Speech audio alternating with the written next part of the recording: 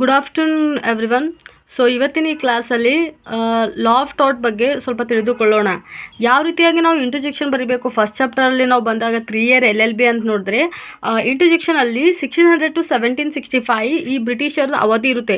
So ಈ 1600 to 75 ಬ್ರಿಟಿಷರು ಎದಕ್ಕೆ ಬರ್ತಾರೆ ಅಂತಂದರೆ ಫ್ಯಾಬ್ಯುಲಸ್ ಸ್ಟೋರಿ ಕೇಳಿಕೊಂಡು ಇಂಡಿಯಾದಲ್ಲಿ ಬಿಸ್ನೆಸ್ ಪರ್ಪಸ್ ಅಂತ ಹೇಳಿ ಬಂದು ಇಲ್ಲಿ ಏನು ಮಾಡ್ತಾರೆ ಅಂದರೆ ತಮ್ಮ ಸಾಮ್ರಾಜ್ಯವನ್ನು ಹಂತ ಹಂತವಾಗಿ ಸಾಧಿಸ್ಕೊಂಡು ಹೋಗ್ತಾರೆ. ಅದು ಬಂಗಾಳನ ನವಾಬನಾಗಿ ಸೋಲಿಸೋದಿರ್ಬೋದು.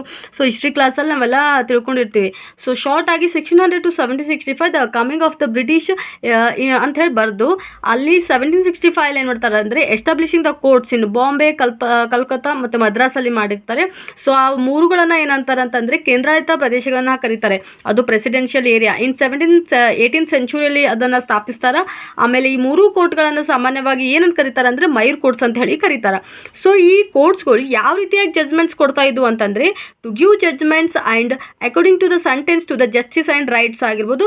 ಅದು ಬೇಸ್ಡ್ ಆನ್ ಇಂಡಿಯನ್ ಸರ್ಕಮ್ಸ್ಟೆನ್ಸಲ್ಲಿ ನಾವು ನೋಡೋಕೆ ಹೋದರೆ equity, justice and good conscience ಮೇಲೆ ಕೊಡ್ತಾ ಇದ್ರು ಅಂತ ಹೇಳಿ ಗೊತ್ತಾಗುತ್ತೆ.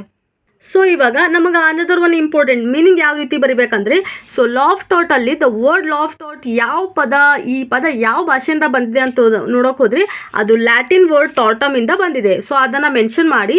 ಸೊ ಇಂಗ್ಲೀಷಲ್ಲಿ ಟಾಟಮ್ ಅಂತಂದರೆ ರಾಂಗ್ ಅಂತ ಹೇಳಿ ಅರ್ಥ, ರೋಮನಲ್ಲಿ ಡೆಲಿಕ್ಟ್ ಅಂತ ಹೇಳಿ ಅರ್ಥ.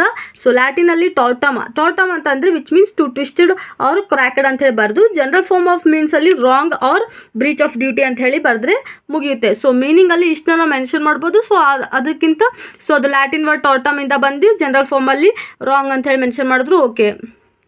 ಸೊ ನೆಕ್ಸ್ಟ್ ಅಲ್ಲಿ ಬರೋದು ಡೆಫಿನೇಷನ್ ಏನು ಹಾಕಬೇಕಂದ್ರೆ the limitation act 1963 section 2 clause M. So ಟಾಟ್ means a civil wrong which is not exclusively a breach of contract or breach of trust ಅಂತ ಹೇಳಿ ಮೆನ್ಷನ್ ಮಾಡಬೇಕು. And another one according to ಯಾರಾದರೂ ಒಬ್ಬರು ಸಾಲ್ಮಂಡ್ ಅಥವಾ ವಿನ್ಫೀಲ್ಡನ್ನು ಮೆನ್ಷನ್ ಮಾಡಿ ಸೊ ಸಾಲ್ಮಂಡ್ ಏನು ಹೇಳ್ತಾರೆ ಅಂತಂದರೆ it is a civil wrong for which the remedy is a common law of action for unliquidated damages and which is not exclusively the breach of contract or the breach of trust or than nearly equitable obligation ಅಂತ ಹೇಳಿ ಹೇಳ್ತಾರೆ. So ಇವಾಗ nature of the or scope of the law of torts ಅಂತ ಹೇಳಿ question ಕೇಳಿದ್ರೆ ನಾವು ಯಾವ ರೀತಿ ಮೆನ್ಷನ್ ಮಾಡಬೇಕಂದ್ರೆ ಸೊ ಫ್ರಂಟ್ ಪೇಜ್ನ ಈ ರೀತಿ ಬರೆದ್ರೆ ನಡೆಯುತ್ತೆ. ಒಂದು ಇಂಟರ್ಜೆಕ್ಷನು ಮತ್ತು ಮೀನಿಂಗು, ಡೆಫಿನೇಷನ್ ಆಫ್ ಟಾಟ್, ಅದು according to the limitation act ಇರ್ಬೋದು, ಸಾಲ್ಮಂಡ್ ಹೇಳೋದಿರ್ಬೋದು ಅಥವಾ ವೈನ್ಫೀಲ್ಡ್ ಹೇಳೋದಿರ್ಬೋದು. ಮತ್ತು ನೇಚರ್ ಆ್ಯಂಡ್ ಸ್ಕೋಪಲ್ಲಿ 3 ಥರದ್ದು ಬರುತ್ತೆ. ಒಂದು taught is a civil wrong R a taught is other then a mayor breach of contract or breach of trust R next third one ಅನ್ಲಿಕ್ವಿಡೇಟೆಡ್ damages and conclusion. So ಇದನ್ನು little bit explanation 1 by 1 ಮಾಡ್ಕೊಂಡು ಹೋಗಬೇಕು. So exam point of view ನಾವು front ಪೇಜ್ನ ಈ ರೀತಿಯಾಗಿ ಬರೀಬೇಕು. So ಇದು ನಾನು ಮಾಡಿರುವಂಥ ನೋಟ್ಸು. ಐ ಥಿಂಕ್ ಈ ವಿಡಿಯೋ ಲಿಟಲ್ ಬಿಟ್ ಅರ್ಥ ಆಗಿದೆ ಅನ್ಕೋತೀನಿ. So next upcoming ವಿಡಿಯೋಲ್ಲಿ essential elements or mental elements ಆಗಿರ್ಬೋದು ಮತ್ತು ಟಾಟ್ ಕ್ರೈಮ್ ಟಾಟ್ ಮತ್ತು ಕಾಂಟ್ಯಾಕ್ಟ್ನ ಡಿಫ್ರೆನ್ಸ್ನ ತಿಳಿದುಕೊಳ್ಳೋಣ ಅಂತ ಹೇಳ್ತಾ ವಿಡಿಯೋನ ಮುಗಿಸ್ತಾ ಇದ್ದೀನಿ. ಬಾಯ್.